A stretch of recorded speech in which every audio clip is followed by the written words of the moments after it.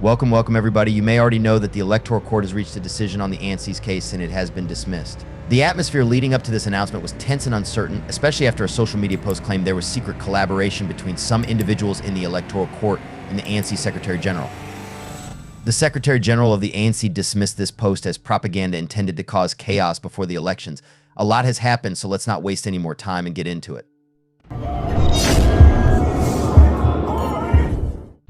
All right, guys, welcome to episode 4. I'm really excited to hear your opinions on the latest updates regarding the ANC vs MK party case. The legal battle is not over yet, as it appears that the ANC is still determined to deregister the MK party. JZ has been the most destructive person to the National Democratic Revolution. I know you can't. He has actually put it in danger in many ways. Now he has thrown the last dice, putting it in a precarious position, mobilizing members of the ANC and everyone else against the movement. That's what he has done. History will remember him for that, for having put the ANC in a difficult position as a former president, as a former stalwart of the ANC. And today he says he must not be called by the name Jacob Zuma. I don't know how he must be called, because he's Jacob Zuma. And the fact that he was comrade is because he was with us, and that is a due respect to him. His people and his chihuahuas call our president with names every day. Cyril Ramaphosa, a small boy. Jacob Zuma must teach manners to his people before he can teach the public. Teach your family first. Hold it together before you can teach others good manners and how they must actually behave in the public discourse. You can't say the rest of society must behave and yet your own backyard doesn't behave properly. They threaten elections, they threaten violence. He doesn't speak to that. He's instead speak as from the pulpit of holiness. But for now, let's talk about what happened in this case and discuss why the delay was causing so much concern. The MK party was deeply concerned when they found out that the judgment had been delayed. They suspected that the ANC was trying to manipulate the Electoral Court by pushing for the MK party's deregistration. The MK party made it clear that they were paying attention to the situation.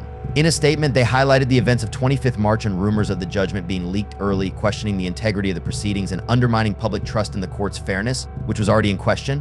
There is an ongoing discussion where people are trying to understand the situation. The Electoral Court was supposed to announce their judgment on the ANC application challenging the registration of MK Party on Monday, 25th March. However, the date was changed, leading to speculation that the judges may be facing political pressure. This judgment was highly anticipated and raised many questions about how events unfolded.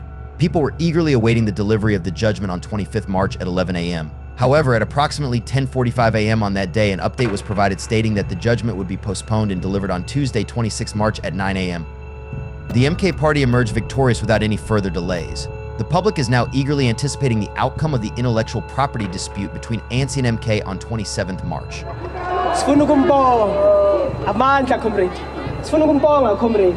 It hasn't been an easy journey. And we know that. Naksasa sise Durban, sisayolwa. But siya eThekwini with high confidence, comrades. Ngoba ayikho into esiyifihla. Sithi comrades asiyene eDurban. Siyolwa lento. But okubalekile to note, comrades, uthi commander la. Bahlulekile ukuphatha izwe labantu. But what you need to realize is the attitude yabo to jumping and quickly responding to Kuzama ukuvimba umkhonto through the courts. I so wish the same attitude could have been deployed ukuzama ukulwa the plight of the African child. Clearly, last abantu where ama objectives wabo and our priorities wabo are self-centered. But we want to say, comrades, ukuthi asiconfineni thina ifight yethu to the ballot box. Yes. Irrespective of what happens, comrades, uthi unqabalala musu ukuthukuthela. Let's do that, comrades. Siyeni phambili siyogwaza on May the 29th. Amandla! As expected, the ANC has responded to the Electoral Court ruling. While they accepted the court's decision, they made it clear in their statement that they still oppose the use of the MK logo and name. The ANC plans to take the matter to the High Court in Durban. They have stressed that they will not allow counter-revolutionaries to take over their movement. It appears that MK has won this round, but the battle might be far from over.